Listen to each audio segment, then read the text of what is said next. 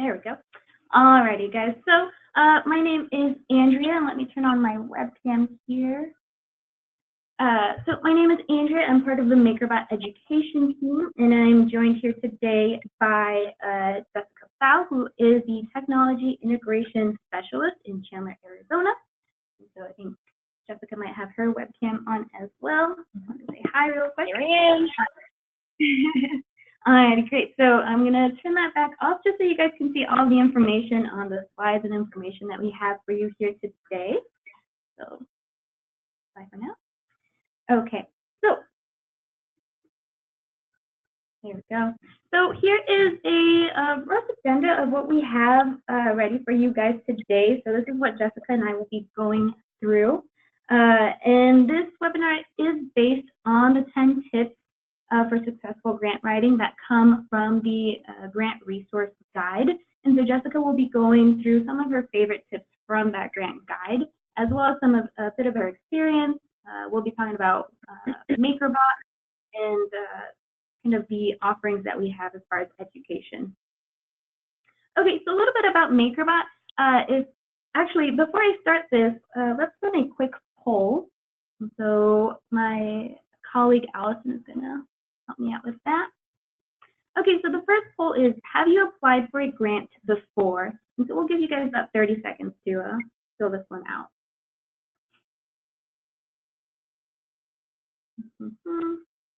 The votes are coming in. They're coming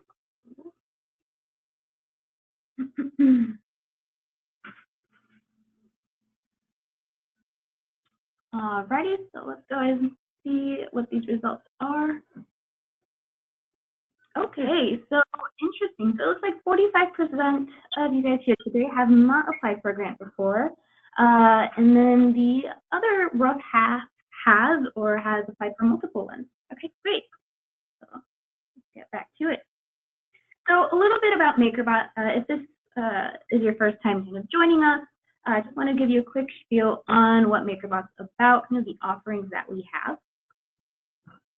So MakerBot. So here it says, MakerBot empowers educators with the most intuitive 3D printers and software, connecting to the world's largest 3D printing community, and supports them with industry-leading customer support.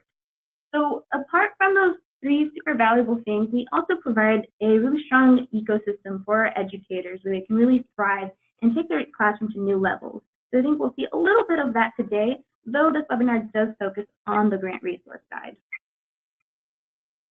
So we at MakerBot, we think that 3D printing affects the classroom in a super positive way. So with 3D printing in the classroom, students perform better in all content areas because they're learning critical thinking skills. By going through the design process, which is a super important part of 3D printing, students get more motivated, they're more engaged, they take a very active role in the learning process. And it also helps them in the future for workforce preparation. And so here you can just kind of quickly see how many printers we actually have in schools right now across the US. And so currently we have about 7,000, I think a little bit more, rising every day, 7,000 printers in schools. And then here you can see what they're actually doing in classrooms across these 5 subjects. So we have science, technology, engineering, art, math, and it goes wider than that as well. But here are some prime examples. So some of them you can see we have mousetrap cars, we have tessellation Escher projects, sodium potassium pumps. So all the teachers that have these printers across the US are finding very innovative ways to use the 3D printer in their classroom. And I think we're going to do one other poll here. And Allison will pull that up for us in just a little bit. There we go. Okay, so we're about to get started with the grant writing experiences from Jessica. So what's your comfort level with grant writing? Give you guys a few seconds. And so you can select 1, never done it, 2, 3, 4, or 5. I could write them in my sleep. Although I assume if you fill that out, you don't need to be here too much. Alrighty, just a few more seconds. Okay, so we can go ahead and close that poll and check out the results. All right. So a lot of us have never done it before. A couple of us could write them in our sleep. That's really cool. And then I'd say about the other half is kind of in the middle comfort level. Okay, great. So now we're going to switch gears and we're going to talk with Jessica here a little bit more. And so this is going to be about her experience with the grant writing process. This isn't just restricted to 3D printing. Of course, Jessica has applied for a few other grants. Cool. If we take a look over here, so we can see that Jessica, in talking with you, definitely gotten the sense that you've written also a lot of grants, and we can definitely see that here. So in the last 12 months, you've been awarded over $3,000 in grants, but you've also applied for over $70,000 in new materials. So can you tell me a little bit about that? Yeah. First, thanks everybody for coming today. I'm excited to share my experience. One of the things I've kind of taken away from is that you have to get started somewhere. So those of you who have never written a grant before, it's a great time to start. A place for you to kind of launch your next year's expenses into kind of a new realm. So congratulations and glad that you're here. I apply for any grant that seems reasonable and meets the criteria of my school district.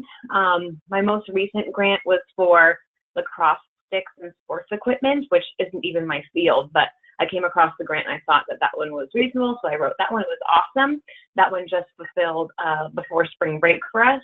I've written grants for a technology lab library with a focus on female strong individuals and biographies. I've written for AR/VR technology and functional flexible seating in my classrooms because we just have, regular student desk chairs. So I kind of try to think outside the box and find the grant that matches what I'm looking for.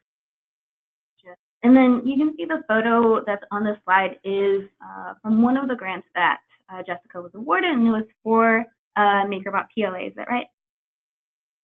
That's right. And that was actually kind of motivated by the amount of PLA I went through for the cloud project. For those of you who tuned in last time for the webinar I co-hosted, we went through a lot of plastic on that one.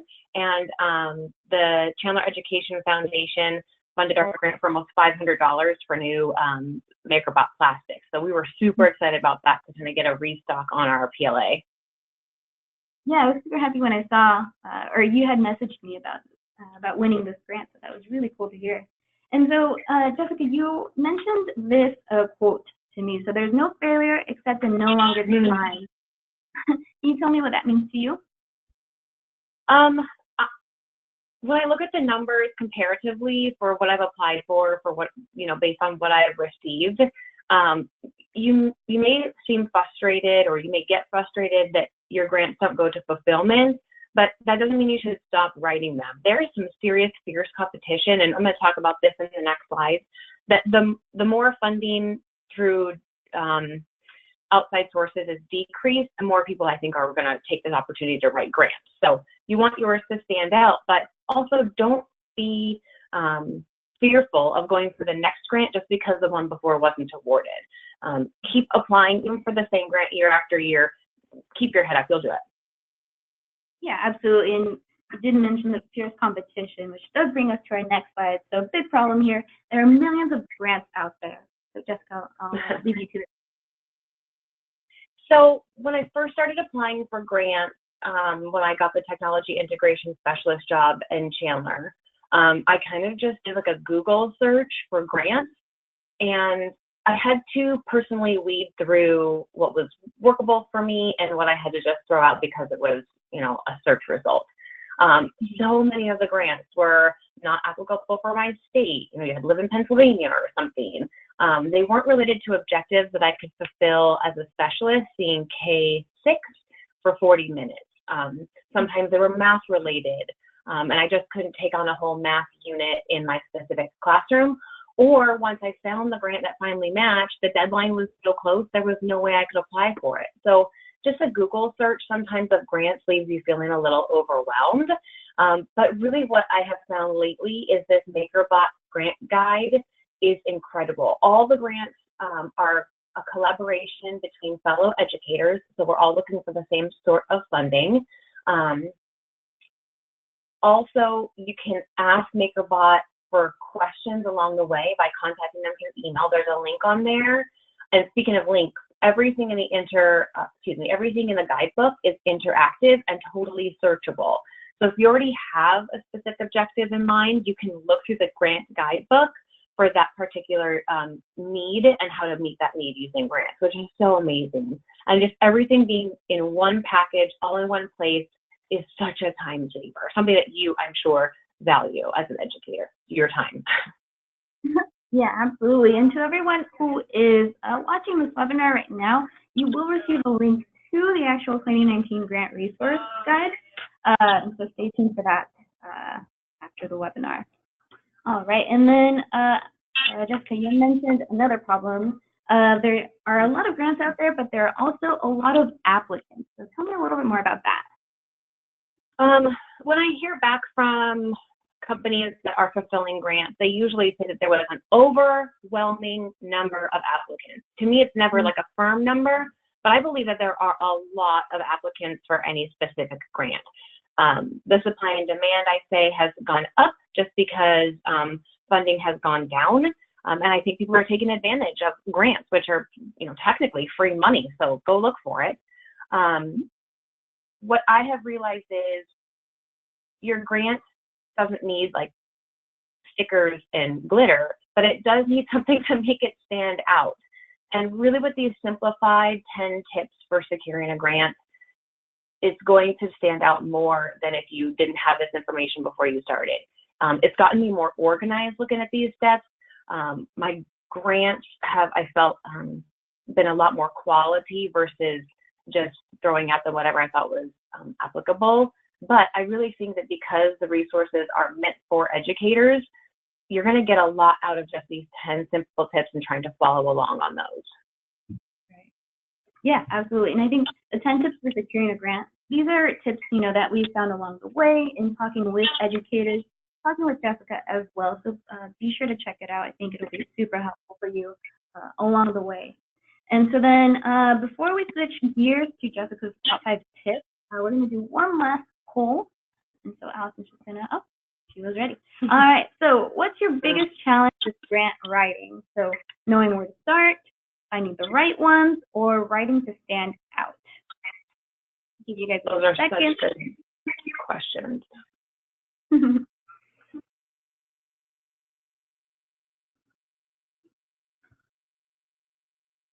A few more seconds.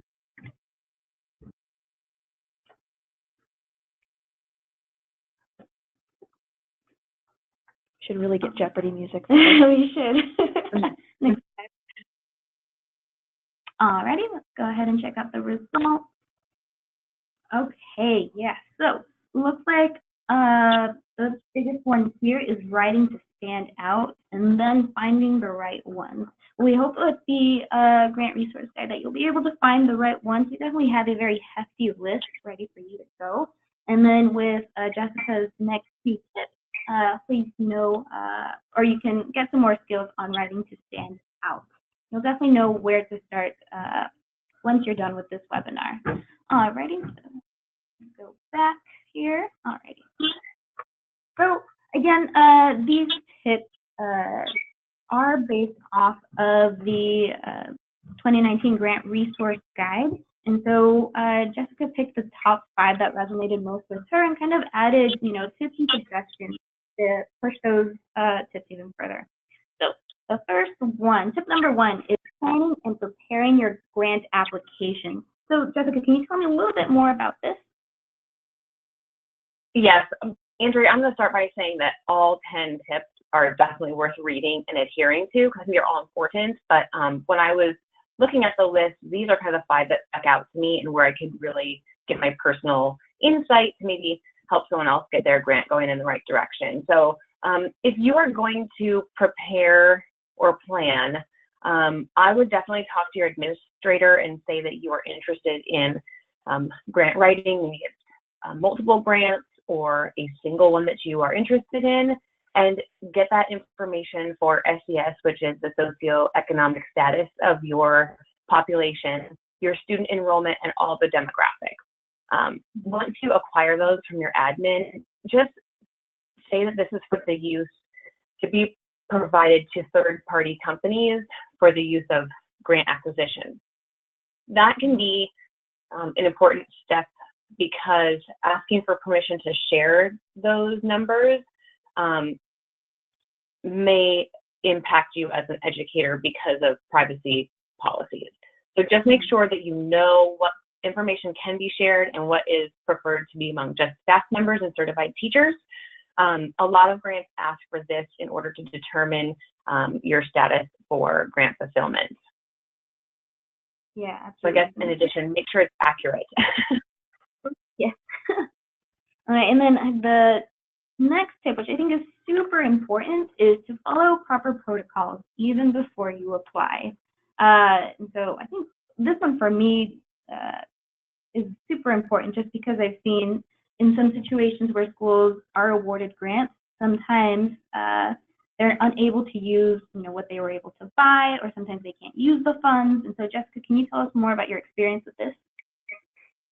So I can attest to my experience in one district in Chandler, Arizona. But I'm sure that if you ask the question, what are the protocols and procedures for grant acquisition, you could find out from someone.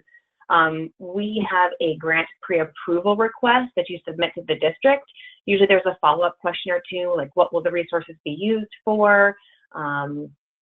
Do other personnel in the district need to help you fulfill the grant once awarded? So those are important questions that the district isn't asking you to be, a thorn in your side or another hurdle to jump over in the grant writing. They too need to plan for their services and their support personnel being kind of launched out to your school if necessary. I really found that understanding the process of how the grant was awarded and where the money was kind of filtered really put my mind at ease. So who was ordering my supplies? When I ask for, a computer that's over $2,000, does it have to have special processing or cataloging through the district? That will kind of slow down how fast you get your items, but in the end, it catalogs them in the right places. Do IT or special services need to come out and help you install software or look at hardware or whatever? And also, we have an approved software list and an approved hardware list in our district. So if you aren't going to apply for something that's already on there, you need to pre-plan to try to acquire those rights before you order, because you can get a grant and not be able to use it if you just don't follow procedure. So kind of along with every part of grant writing, it's a series of sequential steps, and just make sure you knock off everyone. Put a check mark by that thing, call it done, but just make sure that you have the pre-approval process really nailed down before you start. I'd hate for anyone to go through the process of a really significant grant and not be able to use it. That would be pretty hard to handle, probably. Yeah, absolutely. And I think it's also important when it's not just teachers that are filling out grants, but also district admins or principals when they're filling out grants. And sometimes they'll be awarded the grants, but the teachers who are actually going to be using these materials won't know anything about it until they receive it. And so I think it's also important to send the messages to the teachers as well if they're not the ones directly applying for the grant. Okay, and then tip number 3, so find sources and build a strategic list. Jessica, I'll give it to you. So when I first started with these Google searches, something would pop up like Walmart or Intel, Target, one of these grants for something that would be local enough that I could apply for, but the deadline would either be too soon or I just missed it. So when I first started, I just put every single grant that I wanted to apply for in my Outlook calendar with like a month's worth of notice for the upcoming year. So that was how I got organized in the beginning. But again, it was a lot of sorting and filtering for what did or didn't work based on my needs or my project outcomes. When I got my hands on the MakerBot grant guide, it was like all of this work and organization and deadlines had already been laid out for me. It was incredible. And to know that another educator helped provide that list was so much of a relief. When I apply for grants now, it's less about those dates because I kind of know which ones are upcoming, but it's more about what I believe is an attainable or manageable amount of work on top of the work you're already doing in the classroom. Everyone would be remiss to say that you had plenty of, air quotes, plenty of time to write your grant, but it really is about managing your time, because you're not going to be able to do this while you're teaching an English lesson. So I try to tackle ones that are meaningful to me, because I believe I have more buy-in, but also manageable in terms of time and work output. Mm-hmm. Yeah, absolutely. And I think anyone has taken a look at the grant guide yet, or if you saw the previous year's grant guide, you can see that we have the deadlines posted on there. You can also see which ones have rolling deadlines or are open continuously. So just like Jessica said, you could kind of put on your calendar when these grants are going to hit their deadline, or if these grants are always going to be open. And then moving on to tip number 4, so proof your application relentlessly. I think this one's really important, especially since we touched on earlier that there's a large number of applicants.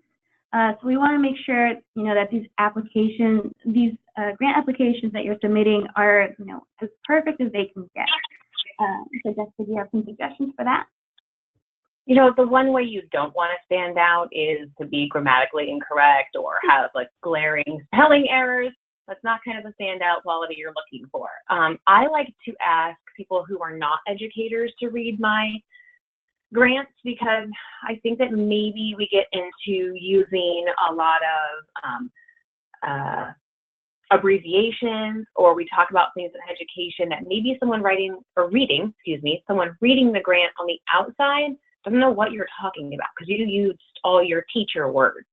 I'm not sure that I've applied as an educator to another educational facility for additional funding.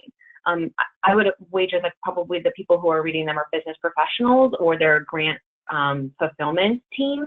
So I just think you want to stand out in a way that is positive and speak to them how is best communicated to someone who's not in the field of education. I love when websites post successful applications, what they were awarded, what the words were in order for them to receive those awards. Those are so important to look at, because you do want to stand out in the way that they did, but not be the exact same replica. So try to find your own voice when you're applying, but also use those successful applications as kind of a jumping point for where you're going to take the grant next. Mm-hmm. Yeah, and I like what you said. You want to stand out, but not for, having typos or things not making sense with the application. And you mentioned abbreviations or maybe lingo that you in your classroom or school district or just in education in general are more familiar with. So maybe someone who's actually going to be reading those applications might not be as involved in that environment, as the teachers are. I think that was a really good point that you brought up. And then going on to the last tip number 5, so plan out implementation of the grant. And so you have a couple here, Jessica. Oh, I did not learn that this tip was important until after one of my first grants was fulfilled.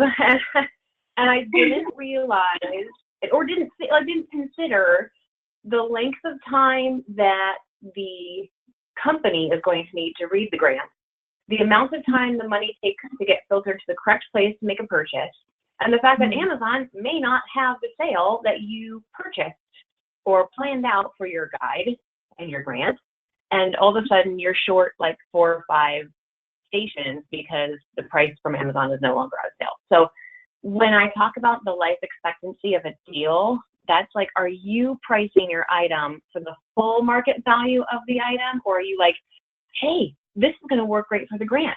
I'm going to say that it's on sale and we can get it for X, Y, Z minus 25%, and everyone's going to love that idea. I'm saving that company money. Well, sometimes it takes quite a while to actually get that money, and then the sale no longer exists. So just be careful about what price you're writing it for.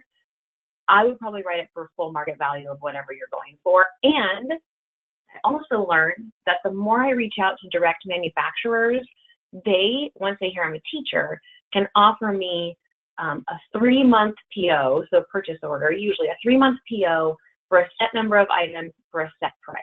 And that way I don't feel like I'm missing out on the sale. So if you're interested in PLA or if you're interested in MakerBot, contact them for sure, because they're going to give you the purchase order and a custom quote for your specific needs. You can tell them about what you're looking for. Do you want 2 printers or 7? Do you want 1 because you're just a startup? I know that they can give you like a set price for that. And do not forget shipping or taxes in your state. Amazon is great because it usually orders fast, free shipping, but not everywhere you order from will. So consider that when you're writing your grant and your final budget items for numbers. Yeah, really good points, and I'm glad you're bringing this to our attention, or to everyone listening in, even though some of these things are things that you learned after receiving the grant. But good point. And MakerBot does offer bundles that are specific to education, and so highly recommend, if you are interested and you want to get the correct pricing for what you're looking for, definitely reach out to us at hello@makerbot.com, or you can call our sales line as well. And I'll add to one more thing to that, is that if you're not sure what your school needs or what your district is looking for your printers, you can definitely talk to our sales reps, and they're really good at helping you figure out what works for you and like what things are going to be really applicable, because you may not know right now if you need 1 printer or 3 printers. How many printers do you want for how many students you're working with, or like based off of what kind of lesson plans. Our team is really good at doing that, and we have some bundles, like Andrew was saying, that are kind of pre-packaged and already thought out for educators. But if you have an idea that doesn't fit those bundles, we also make custom purchase orders for whatever situation you need. Mm-hmm. Absolutely. Thank you for that. And then moving on, so these are Jessica's key takeaways that she's kind of learned, over time of having to submit these grants. And Jessica, how many grants do you think you've filled out over time? I really started writing grants like a year ago, probably maybe 14 months ago, and I've probably applied for between 15 and 18 probably in that time, and all of them for different outcomes. Like I said, everything from flexible seating to sports equipment. But if I think that the grant is attainable, I'll write for a different department. I enjoy finding my voice in a grant, and I think that that's something that everyone can find. I mean, that could be the thing that makes you stand out, is your personality interjected into the thousands of grants that these people have to write. So it can be really fun, and it certainly is rewarding. Yeah, absolutely. I think it's super important to personalize these applications to make your voice resonate. And like you said, it can definitely help you stand out from all of the applicants. Okay, and then so now we're going to switch gears just a little bit, talk about our education solutions. And these are solutions that help form our ecosystem for education. And again, if you have any questions about what we've gone through so far, please feel free to ask them. You can ask them in the chat, and we are going to have a Q&A session at the end. Okay, and so these education solutions are things that you can show if you're looking to get funding, to show what MakerBot has to offer. We're not just 3D printers, we also offer programs outside of that. And so the first one is Thingiverse Education. And so a lot of educators, when they first get started with a 3D printer, or they inherit a printer unknowingly, they don't know exactly where to start, right? And so with Thingiverse Education, we have over 600 lesson plans that are ready to go. They are aligned to NGSS and Common Core standards. They're written by educators, and they're all approved one by one through me. So we get to see all of the lesson plans that are coming in, if they meet the criteria. And so you can trust that these 600 lesson plans that are available will be good for your classroom. And you can filter these lesson plans through subject, through grade level. You can see lesson plans that we have featured, and educators as well. So when we first started our 3D printing, I reached out to Andrea and I said, what do educators want in this Thingiverse Education? There are some of these, they're so amazing. These education Thingiverse items have like rubrics for grading at the end, really specific standards and Common Core alignment. It's amazing. It's an amazing website once you get started. Absolutely. And you reminded me that, these lesson plans are submitted by people all over the country. And so some of these, will include the state standards that align to your state. If the educator's, writing like from Arizona, like Jessica, or someone writing from Florida, it'll have the state standards that align to that specific state. And this is, of course, absolutely free. So you can look at this after the webinar. If you go to Thingiverse, you'll be able to find Thingiverse Education, and those lesson plans are ready to go and ready for you to look at. And then from Thingiverse Education, we actually put together a guidebook, the MakerBot Educator's Guidebook. So this guidebook comes in 3 main parts. It includes a crash course into 3D printing. It has 9 lesson plans written by our educators just like Jessica here. And they also align to NGSS and Common Core standards. These lesson plans include every bit of information that you might need in a lesson plan. If these lesson plans don't work for you exactly, you can take elements of these lessons and use them in your classroom. It also goes over a lot of intro to Tinkercad and other types of programs as well, if you're looking for your students to create and design their own things.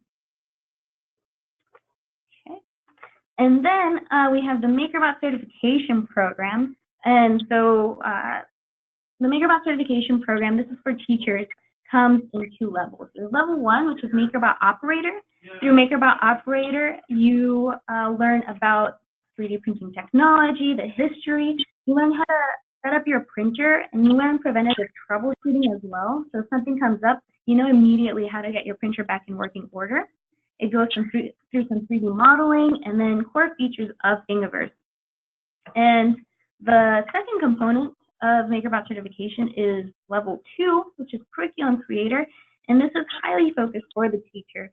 So it educates the teacher on the 3D printing process. It has them create their own sort of print kits, has them troubleshoot student files so they know what will print and what will not print. And also for us to create a 3D printing project for students. And so last year, Jessica did go through the certification program. So Jessica, do you want to tell us a little bit about that? Well, the things that I thought were best about the MakerBot certification program was it was on your own time and at your own speed. And not only did I feel like I was learning a great deal of information for my own use of the 3D printers, but it was really an encouraging thing to see that students could kind of take the same learning journey with you, maybe not by watching the instructional videos, but as you pull out those first successful prints and you start making your print kit, as you start to kind of use those first lesson plans that are actually curriculum-based in your classrooms, they're going to want to know as much or more than you do very quickly about 3D printing. So it was fun to be able to take that journey with them once I knew how to operate the machines really well. I think there are some great tips just on some of the programs and software that you use to get you started off in the right direction, like using that Thingiverse education website when you start doing these, and then also when you do Tinkercad and student creation of objects, there's some really basic tutorials that you begin with that I think you're going to find really successful. Yeah, absolutely. And I think you can see here on the next page, things that Education has created as far as lesson plans. And one of them is also Jessica's on the bottom right-hand corner, Techno Music. Can you tell us more about that lesson plan? So again, grant writing doesn't have to be just for your content area. And I really wanted to push myself out of what I would consider the standard lesson plan for me. So I collaborated with the music teacher at our school and came up with Techno Music, which is a way for students to use Tinkercad in order to create their own series of beats. Like in elementary school, I remember like ta ta ti ti ta, right?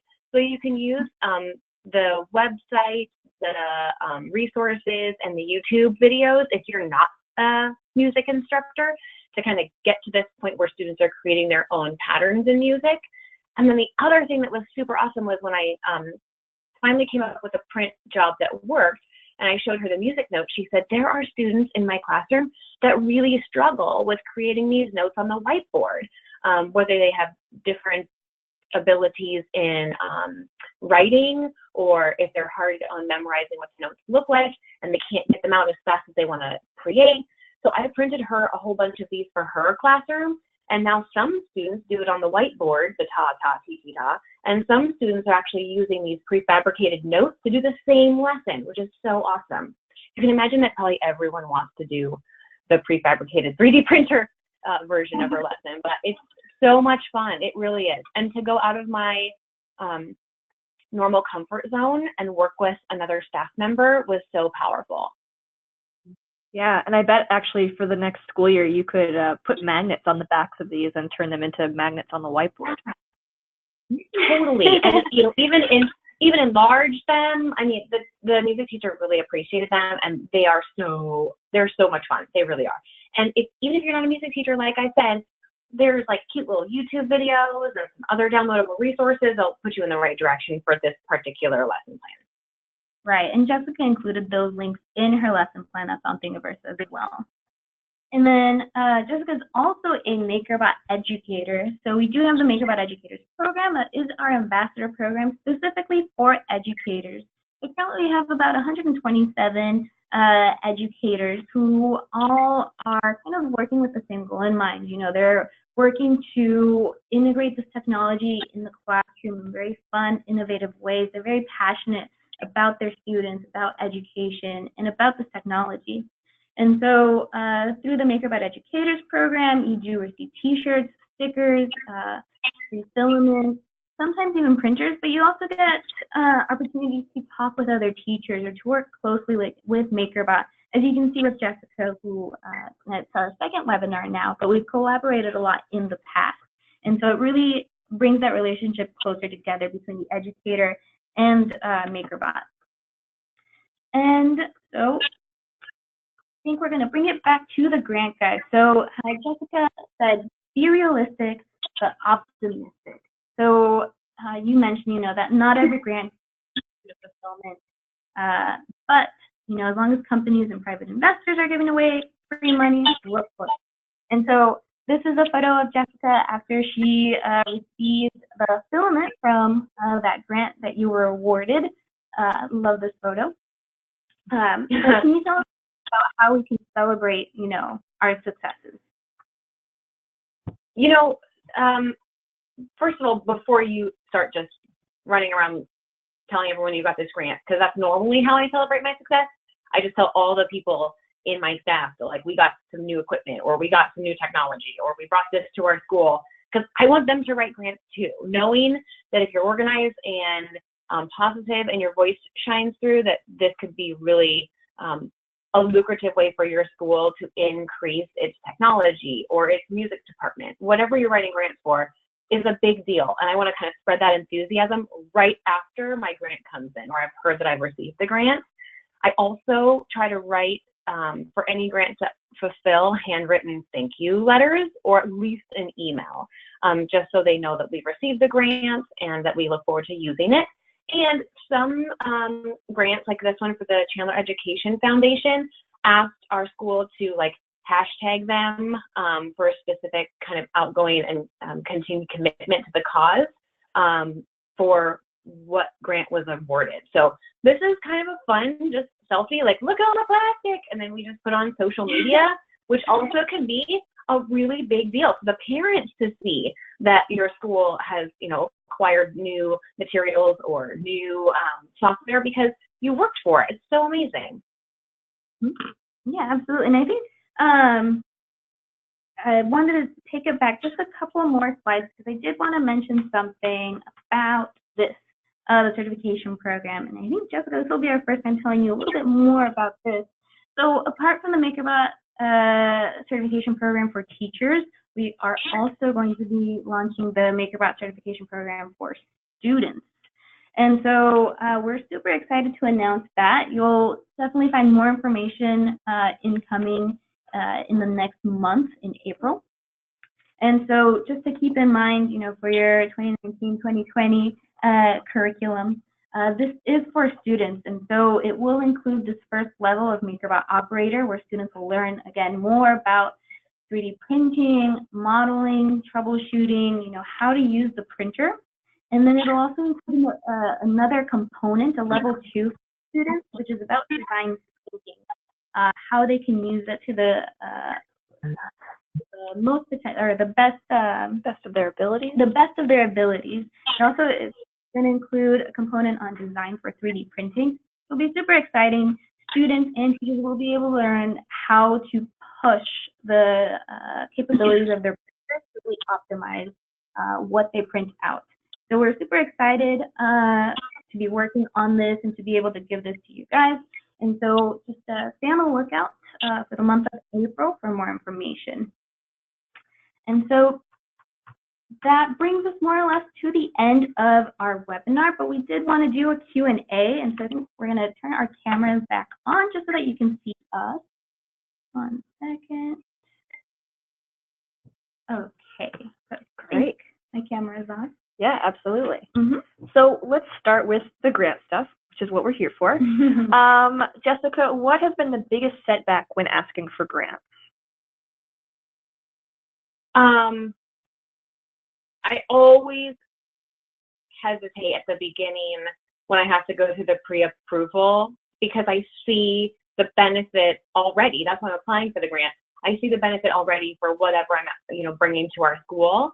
And then I've never been denied in a pre-approval through my district, but it's always that like, what if I can't even apply for this great stuff that I really want? So I really think that probably the biggest hurdle for me is that pre-approval process and always wondering, am I going to get denied before I even apply? Never have, but it's always a concern. There. Is there any successful grant applications that you've been awarded that we could read? Or are there any that you first particularly? Like that I've published myself? Yeah, you mentioned that that one of the good things to do is to read ones that have won. Yeah, so I suppose, I don't have any published. I wonder, here's what I'll do. I will take and put like a link. It might take me a couple days because I'm going to figure this out. I'm going to put a link on my Instagram page for an awarded grant, probably a pretty short one, just so you have to dive into all of our information. I'll take out anything I'm not supposed to share socially. And then you can look through that for kind of how I write a grant. I could totally do that. That would be my Basha Tech Instagram page. Yeah, great. And that brings me to my next slide. There I am. There you are. So Jessica, of course, does have a Thingiverse account, and that's where you can find some of her lesson plans, especially that techno music one. But also below that is her Instagram for Basha_Tech. And so I highly recommend that you do follow her on Instagram. She's an absolute joy to follow, and I love to keep up to date with what she's doing in the classroom, how she's using 3D printing. I saw she printed some 3D printed glasses for all her students as well, which I thought was really cute. But yeah, please be sure to follow her. Cool. Then I have another question for you, Jessica. How much more comfortable were you as an educator with your MakerBot after the level 1 section? 1,000 times more comfortable. That's a lot of times. After just taking the operator course, I felt really calibrated to use the specific machine in my classroom. Before, when a question or concern arose, if I didn't know what I was doing with my MakerBot, I Googled it. And again, it's weeding through stuff that isn't applicable. Maybe you get RepRap, maybe you get some other company's information that you could try on your machine. But after the operator course, flawless. Like I don't get PLA jams. I know how to balance the Z-bed. I know the XYZ space. Everything was really well organized, and the fact that you can do it on your own time, at your own speed, with your own comfort level is really awesome. Because if you get hung up on one step, you can just repeat that step again, try it with your MakerBot sitting there right in front of you, and you'll feel really confident. Right. Pretty much, we talked about this last time. If your district has a MakerBot, and you're maybe the IT person, that would be a great class for you to take too, because it will be very specific to that type of problem and solution troubleshooting. And Jessica, you definitely name dropped a couple things from the printer, like XYZ, the Z-bed, filament jams, and so some of us listening in today might not quite be familiar with that terminology quite yet, but you can see how comfortable Jessica is talking about that. And so you can gain that same confidence using that level 1 of the certification program. And it makes it easier to talk to the support team if anything does go wrong, right? Absolutely, yeah. Yes. So I put in one ticket for help from MakerBot for an extruder issue, and MakerBot was super quick to get back to me. They said, here, try this, 1, 2, 3. I was like, I know everything they're talking about. I'm gonna go try those things. And when those things didn't work, they were helpful to provide even more scaffolded support for my current situation. But when you know what the support team is talking about, you can go right to your printer, give those suggestions a try, and then provide some, like you said, meaningful feedback to MakerBot if those things didn't really catch on. Absolutely, and it gets your issue resolved faster as well. I think it gets you back up and running super quick. Andrea, I think this is probably one for you. Do you need to have a printer before going through the level 1 training? That's a really good question. So we highly, highly recommend having a printer, a MakerBot printer, before you start the training, just because through level 1, we're going to be asking you to take a look or interact with specific parts of the printer. So it's going to be a lot more helpful if you have the printer there with you. We're also going to be asking you to print a couple things, test out a couple things, and so having the printer there is definitely ideal. Let's see. I have a question. What is the duration of the certification program for the students? So really good question, and we are actually writing the content as we speak right now. So roughly, I'd say it's between 15 to 20, 25 hours. And I say that super roughly as we are still writing the content, but it's definitely going to be around that range. Just because we want students to take a very active approach when they're going through the certification program. We don't want them to be passive, just filling out questions. We want them to be very active in this process. So as of right now, 15 to 25, it's definitely going to change a little bit, but that's the ballpark range. I have a question about science labs serving schools and like homeschool workshops. Are there any separate regulations to follow or things to think about when you're running something outside of a school, like extracurriculars or community? I might not have to send to Jessica. Well, I was just going to say, since the last webinar, I've started to follow a lot of what I would consider very niche 3D printing projects. Like, for example, there's some public libraries now that have 3D printers, and that would just be something for if you're like a 501c3 already writing for a grant to acquire more funds. I don't know what that kind of looks like. You would maybe have to get more specialized advice on that.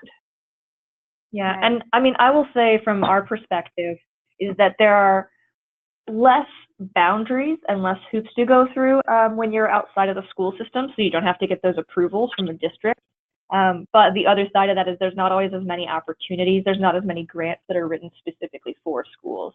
So I think your struggle is going to be more in finding grants that apply to you than the hoops or the different regulations that you have to go through. Let's see. Will the certification program come with a PD hour certificate? Yeah, so for teacher certification, you get 2 certificates. One is for level 1 and the other is for level 2. It doesn't currently reflect the amount of hours that you work on the certification. Typically, both levels, the first one takes about 4 hours to complete, and the second level takes about 6 to 8 hours to complete.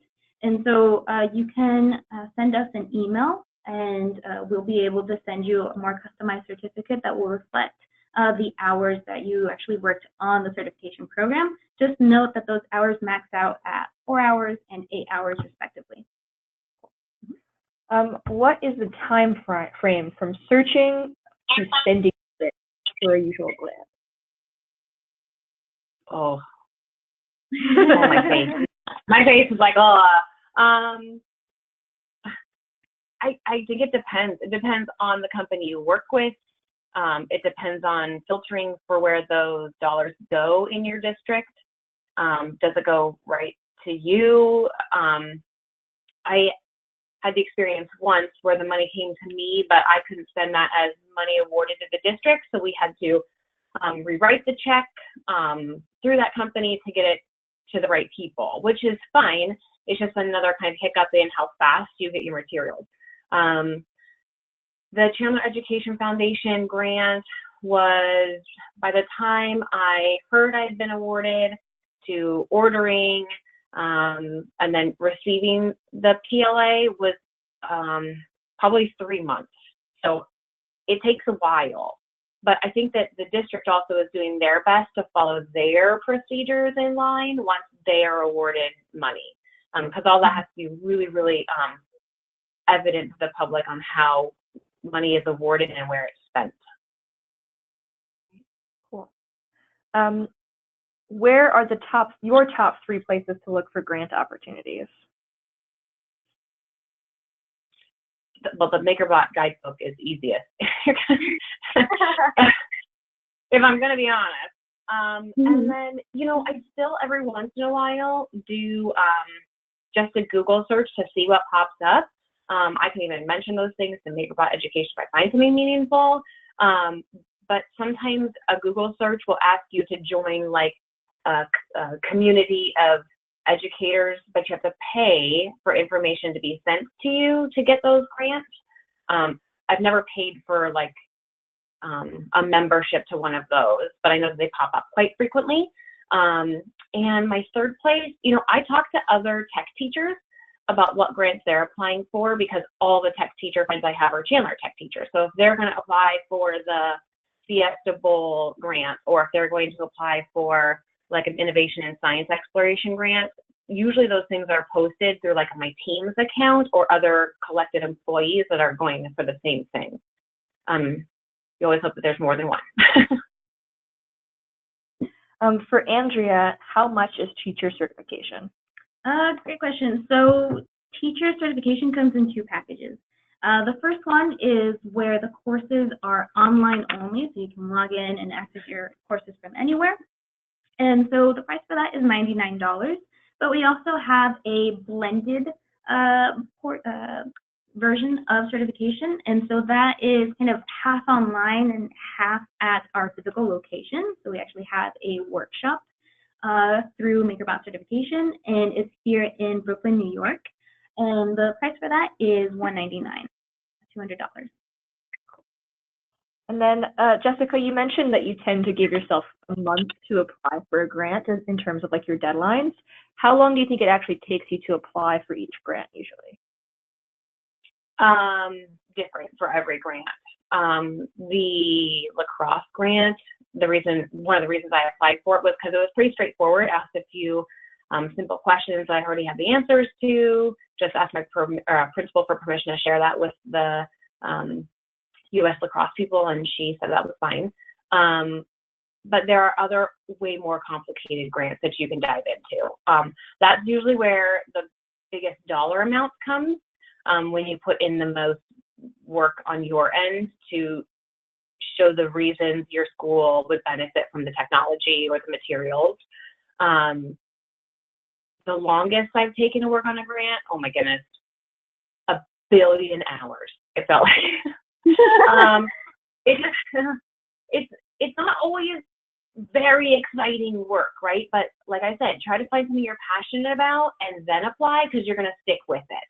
I have abandoned some grants because I'm just like, this is so much work. And I'm not sure what my percentage output will be. So I have abandoned some grants too, and that's fine. Just choose the ones that you're most excited for and that have probably a reasonable expectation for fulfillment. There's another question of how much is the MakerBot curriculum creator certification? Yeah, so the curriculum creator certification, both levels come as one package, so they can't be divided.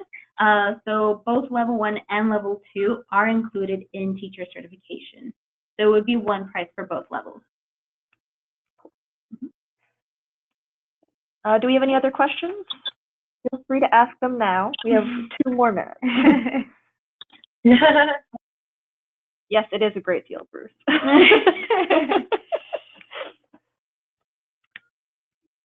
think we're good. I do know that some of my coworkers have actually used grant money to take the certification program. So look for that too.